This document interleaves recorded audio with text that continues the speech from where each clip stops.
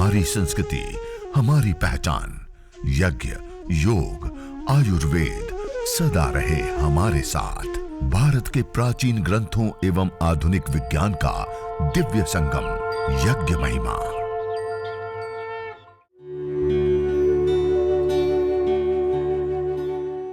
भारतीय संस्कृति में यज्ञ, योग एवं आयुर्वेद जैसी अमूल्य विद्याएं हैं, जिसका मूल है वेद। इतिहास की ओर दृष्टि डालें तो भगवान राम, भगवान कृष्ण से लेकर राजा महाराजाओं, ग्रामवासियों व अरण्यवासी ऋषियों की कुटियों तक नित्य व नैमित्तिक यज्ञों का प्रचलन देखने को मिलता है।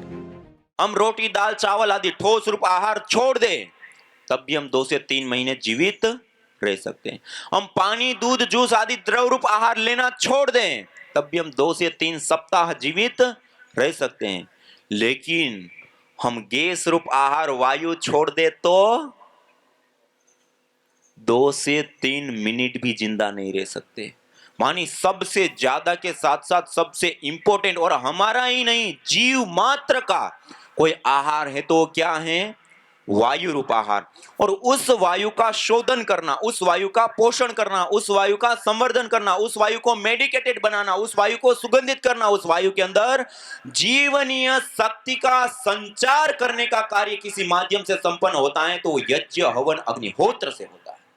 सीधी वायु प्रभावित होती है। ये इतनी बड़ी विद्या है अग्निहोत्र, यज्ञ। देखिए, ये जितने भी आपको लाभ बताएं, ये सारे के सारे भौतिक लाभ हैं। कैसे लाभ हैं? भौतिक है ना। यज्ञ केवल मात्र भौतिक लाभों के लिए ही नहीं, इसके आध्यात्मिक लाभ भी बहुत सारे हैं। हमारे प्राचीन शास्त्रों में कहा, देखिए, हम सुबह से शाम तक जो काम करते हैं उसके पीछे हमारी क्या मनोकामना होती है, क्या इच्छा होती है? सुख की प्राप्ति, शांति की प्राप्ति। हर कोई चीज को प्राप्त करके हम क्या करना चाहे? सुख और शांति कायम करना चाहते हैं। जिस सुख की कामना के लिए हम सारी चीजें करते हुए भी सुखी हो पाते हैं क्या? कहीं ना कहीं जीवन में दुख रहता है। हमारे प्राचीन शास्त्रों में कहा, यथेह क्षुधिता बाला मातरम पर्युपास्ते एवं सर्वाणी भूतानि अग्निहोत्र उपास्ते। जैसे दुख से पीड़ित बालक, बुभुक्षा रूपी, भूख रूपी दुख से पीड़ित बालक अपनी माता की गोदी में जाता, अपनी मां की उपासना करता, अपनी मां के पास जाता है और निश्चित रूप से बुभुक्षा रूपी दुख उसका दूर होता है। एवं सर्वाणी भूतानि, ऐसे ही सारे मनुष्यगण अपने जीवन में आने वाले विभिन्न दुखों से छुटकारा पाने के लिए यज्ञ, हवन, अग्निहोत्र की शरण में जाते हैं, यज्ञ करते हैं, सारे प्रकार के दुखों से मुक्त हो जाते हैं। येन सदनुष्ठानेन संपूर्ण विश्वम कल्याणम भवेत्। आध्यात्मिक, आधिदैविक, आधि भौतिक ताप त्रयोन उन्मूलनम सुकरम स्यात् तद यज्ञ पदाभिधेयम। कहा, जिस सदनुष्ठान से संपूर्ण विश्व का कल्याण हो और दूसरा अपने व्यक्तिगत जीवन में आने वाले आध्यात्मिक, आधिदैविक, आधि भौतिक सभी प्रकार के जो दुख है उसका उन्मूलन, दूर होना, जिससे सरल हो, उसको कहते हैं यज्ञ, हवन, अग्निहोत्र। श्रीमद् भगवद गीता में भगवान श्री कृष्ण जी 3 अध्याय में कहते हैं, यज्ञ सृष्टा सिना संतो मुच्यन्ते सर्वकिल विषय भुंजते तु त्वगम पापा ये पचन्ति आत्म कारण। जो यजन करने के बाद प्रसाद रूप अन्न को ग्रहण करता है वो सभी प्रकार के क्लेशों से, पापों से मुक्त हो जाता है। भुंजते तु त्वगम पापा, जो केवल अपने लिए भोजन पकाता है और बिना यजन के भोजन करता है वो पापी है, पाप का भोग कर रहा है। भुंजते तु त्वगम पापा, उसको पापी कहा और पाप का भोग बताया। और 4 अध्याय में जाकर के फिर से बताया, यज्ञ शिष्टा अमृत भुजो यान्ति ब्रह्म सनातनम। जो यज्ञ करने के बाद प्रसाद रूप अन्न को ग्रहण करता है वो सनातन ब्रह्म को प्राप्त कर लेता है। नायम लोको यज्ञ से कुतो अन्य कुरु सत्तम। जो यज्ञ किए बिना भोजन ग्रहण करता है उसके लिए तो यह लोक भी सुख नहीं होता है, परलोक की तो बात ही छोड़ दो उसकी। और जो यज्ञ करता है उसके लिए यह लोक और परलोक दोनों ही सुख से भर जाते हैं। और 18वें अध्याय में जाकर के फिर से कहा, यज्ञ दान तप कर्म न त्याज्यम कार्यमेव तत्। यज्ञ करना, दान करना और तप करना, ये कार्यों को कभी भी मत त्यागना। यज्ञ दान तपश्चैव पावनानि मनीषिणाम, यज्ञ करना, दान करना और तप करना, ये तो मनुष्यों को भी पावन करने वाले कर्म होते हैं। और मनुस्मृति से लेकर के आचार्य चाणक्य पर्यंत सभी शास्त्रों में सभी जगह पर कठोर रूप से इस बात को कहा, जो व्यक्ति अपने घर में यज्ञ नहीं करता है वो श्वास लेता हुआ भी श्वास नहीं ले रहा है और जीते हुए भी मुर्दे के समान है। इतना कठोर शब्दों में मनुस्मृति में महर्षि मनु जी ने कहा। और आचार्य चाणक्य जी ने तो यहां तक कह दिया कि स्वाहा स्वधाकार विवर्जितानि स्मशान तुल्यानि गृहाणि तानि, जिस घर के अंदर यज्ञ याग आदि नहीं होते हैं वो घर स्मशान के तुल्य होते हैं। मानी वहां पे दुख, दरिद्रता, रोग, मानसिक क्लेश, अशुभ शक्तियों का से घिरे रहते हैं और इस प्रकार की अनेक प्रकार की उस घर में दुख भरी समस्याएं रहती है। और एक और यज्ञ करते हैं तो सनातन ब्रह्म को प्राप्त कर लेता है, सभी प्रकार के क्लेशों से पापों से छूट जाते हैं। एतेषु यश्चरते भ्राजमानेषु यथा कालम च आहुतियो हृददायन तन्नयन्ति एताः सूर्यस्य रश्मयो देवानां पतिरेको दिवासका, कि जो व्यक्ति, जो यजमान प्रतिदिन सूर्योदय और सूर्यास्त के समय पे यज्ञ अग्नि के अंदर आहुतियां देकर के सही समय पर यज्ञ कर्म को पूरा करता है, वो सभी प्रकार के पापों से, दोषों से छूटने के साथ साथ देवानाम पति रेको दिवास, देवताओं का स्वामी पति जो ईश्वर है उसका साक्षात्कार कर लेता है। ये इतनी बड़ी विद्या है। हम एक और आध्यात्मिक रूप से देखें तब भी इसके अनंत लाभ हैं और भौतिक रूप से देखें तो रिसर्च के लिहाज से भी इसके अनंत लाभ हैं। देखिए, हम अभी जिस जीवन को जीते हैं ना, इस जीवन में जाति, आयु और भोग, आप लोगों ने योग दर्शन पढ़ा होगा। जाति मानी मनुष्य, कीट, पतंग, पशु, पक्षी, कौन सी जाति हमें मिलनी है। उसके बाद हमें मिलता है आयु, उसमें कितने आयु मिले, और उसके बाद उसमें मिलने वाले भोग, सुख, सुविधाएं। हमें मान लो मनुष्य जीवन तो मिल गया, लेकिन मनुष्य जीवन मिलते ही एक व्यक्ति को देखे तो जन्म होते ही मृत्यु को प्राप्त हो जाता है। कोई बाल्यावस्था में, कोई युवा अवस्था में, मान लो उसमें भी चिरकाल आयु मिल गई। पहले तो मनुष्य जन्म मिला, अब चिरकाल आयु मिल गई। और तीसरा क्या होता है? जाति, आयु और भोग। अब उस मनुष्य जीवन में मिलने वाली सुविधाएं, एक व्यक्ति को हम देखें तो जन्म से लेकर के मृत्यु पर्यंत संघर्ष, गरीबी, भूख, अभाव, संघर्ष, उससे भरा पड़ा जीवन होता है। और एक व्यक्ति को हम देखें तो पैदा होते ही सोने की चम्मच से दूध पीता हो, एक छींक भी आ जाए तो 10 डॉक्टर होते हैं और उसको कोई पूछने वाला व्यक्ति नहीं होता है, सड़क पर वैसे पड़ा है। एक किस आधार पे होता है ये सारी चीजें? हमारे द्वारा कृत पूर्व जन्म में जो कर्म है उसके पुण्य और पाप के आधार पे होता है। बिना कारण की कोई चीज नहीं होती है। जितना अच्छे हमारे पुण्य होंगे उतना ही ज्यादा हमारा जीवन अच्छा होता है। और मनुष्य जीवन में सबसे ज्यादा पुण्यों को प्राप्त करने का सबसे उत्तम, सबसे श्रेष्ठ कोई कर्म है तो वो यज्ञ है, हवन है, अग्निहोत्र है। इसलिए यज्ञ को पुण्यों की कृषि कहा गया। जैसे एक सरसों का दाना बोते हैं तो कितना गुना होकर के हमें मिलता है, एक राई का दाना बोते हैं तो कितना गुना होकर के हमें मिलता है, अनंत गुना होकर के मिलता है। ऐसे ही ये यज्ञ पुण्यों की कृषि है। थोड़ी सी मात्रा में दी हुई द्रव्य रूप आहुति अनंत गुना होकर के हमें अनंत अनंत लाभों को देने वाली होती। तो इसलिए ये यज्ञ पुण्यों को भी प्रदान करने वाला होता है, जीवन में आने वाले दुख, दरिद्रता, अज्ञान, अभाव से भी मुक्त करने वाला होता है। और उसके साथ साथ देखिए, हम सब कल्प वृक्ष की कल्पना करते हैं, बातें सुनते हैं, लेकिन एक भी शास्त्र में कल्प वृक्ष की घटना या कल्प वृक्ष का वर्णन नहीं आता है। लेकिन यज्ञ के बारे में जगह जगह पर इष्ट काम दुख, सर्व काम दुख, सत्या संतु यजमानस्य कामा से लेकर के अनेक जगह पर, वेद से लेकर के वेदानुकूल सभी शास्त्रों में यज्ञ करके जो व्यक्ति प्रार्थना करता है उसकी वो मनोकामनाएं, वो प्रार्थनाएं पूर्ण होती है। सब जगह पे बताए यज्ञ एक कल्प वृक्ष है, वास्तविक कल्प वृक्ष। यज्ञ की शरण में यज्ञ करके फिर जो प्रार्थना करते हैं वो सारी प्रार्थनाएं, मनोकामनाएं हमारी पूर्ण होती हैं। और आज से पूर्व में हम भगवान श्री राम को, भगवान श्री कृष्ण से लेकर के जितने भी हमारे ऐतिहासिक महापुरुष हुए हैं, देव पुरुष हुए हैं, उन सब के जीवन को आप पढ़ेंगे, देखेंगे तो उनके सबके जीवन में आप ये जगह जगह पर यज्ञों का वर्णन देखेंगे। ये यज्ञ एक बहुत बड़ी हमारी परंपरा रही है और ये भौतिक लाभ भी देता है, आध्यात्मिक लाभ भी देता है।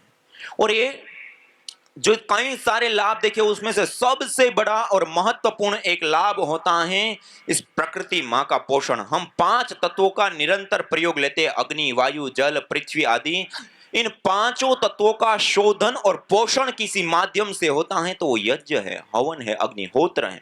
आज हम यज्ञ की जब बात करते हैं तो बहुत सारे लोगों के मन में आता है कि ये तो पंडितों का विषय है, ये पुजारियों का विषय है, ये ब्राह्मणों का विषय है, ये हिंदुओं का विषय है। ये उनका नहीं, हम सबका विषय है।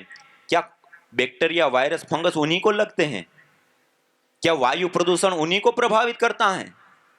हम सबको समान रूप से इस प्रकृति माँ का प्रयोग करते हैं। एक ही धरती पर विचरण करते हैं, एक ही वायु में हम श्वास लेते हैं, एक ही जल का हम पान करते हैं, एक ही आकाश मंडल के नीचे हम बसते हैं। हम सब समान रूप से, चाहे अमीर हो, चाहे गरीब हो, स्त्री हो, चाहे पुरुष हो, चाहे बालक, युवा, वृद्ध हो, किसी भी देश में रहने वाला हो, किसी भी जाति, मत, पंथ, संप्रदाय को मानने वाला हो, हम सब समान रूप से इस प्रकृति माँ का प्रयोग लेते हैं। और इस प्रकृति माँ के पोषण और संवर्धन के लिए सबसे बड़ा उपाय आज हमारे पास कोई है तो वो यज्ञ, हवन, अग्निहोत्र। तो ऐसे श्रेष्ठतम कर्म यज्ञ को हमें प्रतिदिन करना चाहिए, नहीं करना चाहिए? ये 5 मिनट में संपन्न होने वाला यज्ञ होता है। कितने मिनट में? आप लोगों को गायत्री मंत्र आता है? कितने लोगों को आता है? सबको आता है। गायत्री मंत्र का उच्चारण करके अंतिम में स्वाहा शब्द जोड़ करके प्रदीप्त यज्ञाग्नि के अंदर 11 आहुति तो हम दे सकते हैं ना।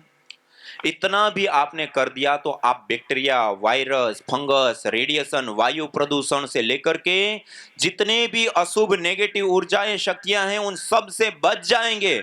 और उसके साथ साथ वेद में कहा, होत्री सदनम हरितम हिरण्ययम। जिस घर में प्रतिदिन हवन होता है वो घर देवालय बन जाता है, शिवालय बन जाता है, वहां पे देवीय शक्तियों का वास होता है और धन, धान्य, ऐश्वर्यों से वो घर पूरित हो जाता है। सभी प्रकार के पापों से, सभी प्रकार के क्लेशों से, सभी प्रकार के अशुभों से वो मुक्त हो जाता है। तो इतने बड़े श्रेष्ठतम कर्म को 5 मिनट में संपन्न होने वाला हो, तो ऐसे कर्म को हमें करना चाहिए, नहीं करना चाहिए? और देखिए, ये तो सार्वजनिक सारे मैंने लाभ बताए। एक महत्वपूर्ण और विशेष, यज्ञ को एक चिकित्सा पद्धति के रूप में भी आयुर्वेद ग्रंथ के अंदर देखा गया। यया प्रयुक्ता चेष्टा राजयक्ष्मा पुराजित ताम वेद विहिताम आरोग्यार्थी प्रयोज्य। मानी जब गंभीर अवस्था की बीमारी हो जाए और अलग अलग चिकित्साओं को लेने पर भी जब ठीक ना होती हो, ताम वेद विहिताम, उस समय वेद विहित यज्ञों का अनुष्ठान करने से वो बीमारियां ठीक होती हैं। और वेद में कहा, यदि क्षितायुर यदि वा प्रेतो यदि मृत्योरंतिकम नित एव तमाहरामी अस्पार्श्वमेनम सतसारदाय। यदि क्षितायुर, यदि वो व्यक्ति की आयु क्षीण हो चुकी है, यदि मृत्योरंतिकम, यदि वो मृत्यु के अंतिम क्षणों में पहुंच चुका है, तमाहरामी, उसको भी मैं बाहर लाता हूं, सतसारदाय, 100 साल की आयु उनको प्रदान करता हूं यज्ञ के माध्यम से। मानी यज्ञ एक चिकित्सा पद्धति है। और अभी मैंने आपको एक महत्वपूर्ण बात बताई ना, सबसे ज्यादा और सबसे इंपॉर्टेंट महत्वपूर्ण आहार हमारा कौन सा होता है? वायु। और हम जब बीमार हो जाते हैं तो हम क्या करते हैं? उस बीमारी को ठीक करने वाले जो मॉलिक्यूल्स, कंपोनेंट जिस तत्व के अंदर है उसको हम खाते हैं, आहार के रूप में लेते हैं ना। लेकिन वो पचेगा कितना, हमारा शरीर एक्सेप्ट करेगा, उसके आधार पे वो काम करता है। लेकिन श्वास तो हम हर एक सेकंड ले रहे हैं ना, 24 घंटा ले रहे हैं ना, खाते पीते, उठते बैठते, चलते, यहां तक कि रात को सो गए तब भी हर एक सेकंड ले रहे हैं ना। हवन करके, हवन के अंदर अलग अलग जड़ी बूटियों का होम करने पर, अलग अलग जड़ी बूटियों की आहुति देने पर अलग अलग मॉलिक्यूल्स, कंपोनेंट्स बनते हैं। और उस अलग अलग मॉलिक्यूल्स, कंपोनेंट्स को वायु में ले हैं और उस वायु में रह करके जब हम श्वसन की क्रियाएं करते हैं, यदि योगाभ्यास करते हैं तो विशेष लाभ होता है, नहीं करते तब भी 24 घंटे श्वास तो हम उसमें लेते ही हैं। तो उसके माध्यम से वो मेडिसिनल कंपोनेंट श्वसन के माध्यम से लंग्स तक, लंग्स के माध्यम से ब्लड तक, ब्लड के माध्यम से पूरे शरीर में पहुंच जाते हैं। और हमने देखा जो बड़ी बीमारियां कही जाती हैं, एमडी, एमएनडी से लेकर के, कैंसर से लेकर के, कोमा से लेकर के, जो अलग अलग प्रकार की डिप्रेशन, स्ट्रेस, तनाव से लेकर के जो अलग अलग बीमारियां होती हैं, वो एकदम से दूर हो जाती है। और आपको जान करके आश्चर्य होगा, आज तक दुनिया में खाने के लिए दवाइयों के ऊपर रिसर्च होती है। एविडेंस बेस्ड रिसर्च के बाद हम लोगों को खाने के रूप में दवाई देते हैं ना। पतंजलि रिसर्च इंस्टीट्यूट में पहली बार वर्ल्ड लेवल की रिसर्च के साथ एविडेंस बेस्ड, जैसे औषधियां खाने के लिए स्टडी करते हैं, ऐसे ही हवन में होमने वाली जड़ी बूटियों के ऊपर भी एविडेंस बेस्ड स्टडी हुई है। और उसके आधार पे ये जो आपके सामने रखी 11 प्रकार की रोगानुसार जड़ी बूटियां वर्ल्ड लेवल की रिसर्च के साथ ये आपके सामने रखी। तो ये पहली बार ये कार्य हुआ है। मानिए हम जो 24 घंटा सबसे ज्यादा और सबसे इंपॉर्टेंट आहार लेते हैं, उसके माध्यम से मेडिसिनल कंपोनेंट्स को पहुंचा करके हम अपनी दुस्साध्य असाध्य कोटि की बीमारियों को भी दूर कर सकते। ये एक चिकित्सा पद्धति भी है। और ये रोगानुसार जो अलग अलग जड़ी बूटियां, जैसे वातज रोग हैं, घुटनों में दर्द, कमर में दर्द, सर्वाइकल स्पॉन्डिलाइटिस से लेकर के अलग अलग रोग होते हैं, तो उसके लिए वातेष्टि हवन सामग्री है। ऐसे ही जिनको पित्त से संबंधित प्रॉब्लम होते हैं, एसिडिटी, जलन, आंखों में जलन, बालों का झड़ना या बालों का असमय में सफेद हो जाना, आंखों की रोशनी का कम होना, कील मुंह से अधिक निकलना, अधिक पसीना आना, पसीने में बहुत ज्यादा बदबू आना, ऐसी जो बीमारियां होती है सारी पित्त रोग कहे जाते हैं। इसके लिए पित्तेष्टि हवन सामग्री है। इसी प्रकार अस्थमा, दमा से लेकर के जितनी भी श्वसन और कफ से संबंधित बीमारियां हैं, तो उसके लिए कफेष्टि हवन सामग्री है। जिनको हार्ट से संबंधित बीमारियां हैं, high blood pressure, low blood pressure, triglycerides का बढ़ जाना और अलग अलग, तो उसके लिए हृदयेष्टि हवन सामग्री है। जिनको निसंतानता, बंध्यत्व या इस प्रकार की जो धातुओं का पोषण ना होना हो पाना, ऐसी बीमारियां होती है, तो उसके लिए संततेष्टि हवन सामग्री है। जिनको ऑटो इम्यून डिजीज या मल्टीपल डिजीज है, वंशानुगत रोग होती है, तो ऐसे भारी बीमारियों के लिए प्राणेष्टि हवन सामग्री है। ऐसे रोगानुसार 11 प्रकार की हवन सामग्रियां और 2 प्रकार के हवन धूप। एक दिव्येष्टि हवन धूप, सुगंधित, रेडिएशन आदि से बचाव, बैक्टीरिया आदि से बचाव और गुड हार्मोन्स को बढ़ाने आदि के लिए दिव्येष्टि हवन धूप। और एक गुगुल, हम अपने दादा दादी को या आपने भी अपने घर के अंदर देखा होगा, गाय के गोबर के उपलों को जलाते थे और उसके ऊपर थोड़ा सा गुगुल, गाय का घी या पके हुए चावल में थोड़ा सा गुड़ और गाय का घी मिला करके डालते हैं, या एक आध चम्मच गाय का घी अंगारों के ऊपर डाल के और घर में उसकी धुनी करते थे। ये बहुत बड़ी साइंटिफिक विद्या थी, जिनको हमने अनपढ़ समझ करके आज हम अपने घर में नहीं अपनाए। उसके कारण से इतने सारे कई सारे लाभ देने वाली अनमोल विद्या से हम वंचित हो गए हैं। और ये जो विशेष लाभ प्राप्त करने वाली विद्याएं हैं, उसको आज हमें फिर से अपनाने का अवसर मिला। और अथर्ववेद में कहा, नतम यक्ष्मा अरुंधते नैनम सप्तो अश्नुते यम भेषजस्य गुलगुलो सुरभिर्गंधो अश्नुते। जिसको गुग्गुल औषधि की सुगंधि प्राप्त होती है, उसको कैसे कभी किसी भी प्रकार का कोई रोग हो सकता है, ताप संताप हो सकता है उसके जीवन में, उसके परिवार में कैसे किसी भी प्रकार का अशुभ आ सकता है। और आयुर्वेद में कहा, गुग्गुलम धूप कामार्धम प्रसिद्धम मंगलप्रदम। गुग्गुल जो होता है वो धूप कार्य के लिए प्रसिद्ध है, मंगलदायी होता है। बाह्याभ्यंतर देह से शोधनार्थम प्रकल्पित, हमारे शरीर के बाह्य और आभ्यंतर दोनों प्रकार का शोधन करने वाला होता है। और उसके साथ साथ त्रिदोष सामक अग्नि प्रतिपक बताएगा। मानी गुग्गुल की धुनी अपने आप में एक बहुत ही महत्वपूर्ण धुनी। तो हवन कर लिया, हवन करने के बाद जो अंगारे बच जाते हैं ना, उसको ब्रह्माग्नि कहते हैं। उन अंगारों के ऊपर इन द्रव्यों को थोड़ी सी मात्रा में डाला और उसकी हल्की सी धुनी की, और उस धुनी को घर में सब जगह पे फैला दिया। उसमें बैठे, उसमें योगाभ्यास किया, तो उसका विशेष लाभ होता है। तो इस प्रकार अनेक अनेक लाभ देने वाला यह यज्ञ होता है, हवन होता है, अग्निहोत्र होता है। और ये 10 से 15 मिनट में संपन्न होने वाली विद्या है।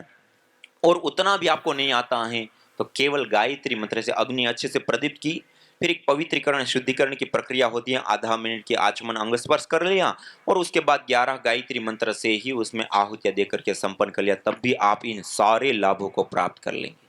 ये इतनी बड़ी विद्या है कि यदि इतना छोटा सा हवन कुंड हमने अपने घर के अंदर स्थापित कर दिया, तो रोग दोष ताप संतापों से लेकर के जन्म जन्मांतरों को सुधारने तक का काम संपन्न हो जाता है।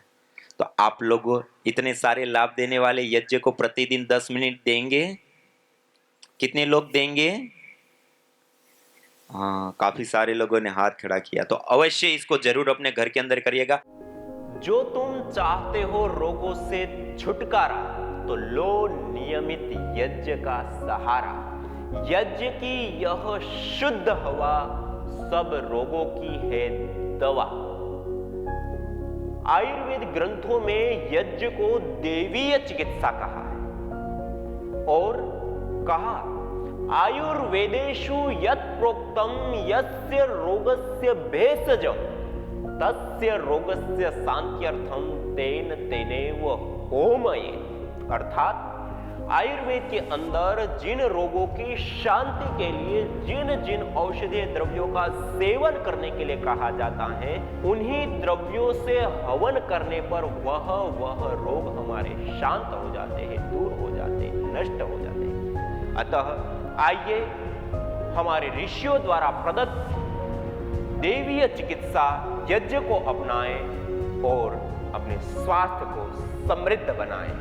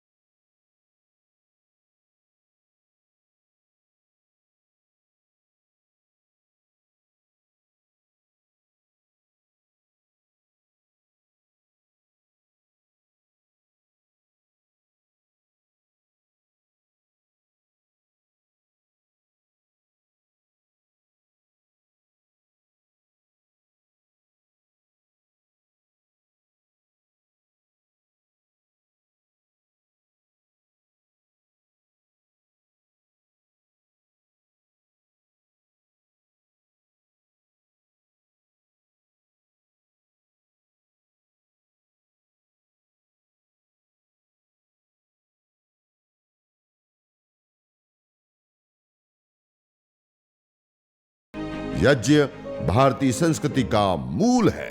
तो आइए हम संकल्प लें, संसार के श्रेष्ठतम कर्म यज्ञ को अपनाएं। पिंड और ब्रह्मांड में संतुलन कायम करने वाले यज्ञ को अपने जीवन का अभिन्न अंग बनाएं एवं प्रकृति मां के प्रति अपने ऋणों को अदा करें। विश्व स्वास्थ्य का एक नारा, यज्ञ से होगा जग उजियारा। भारतीय संस्कृति की अमूल्य विरासत यज्ञ की महिमा को जानने हेतु वैदिक चैनल पर प्रतिदिन प्रातः एवं सायं 11:30 बजे यज्ञ महिमा कार्यक्रम से जुड़े। विशेष जानकारी हेतु संपर्क करें। मोबाइल 9068565306।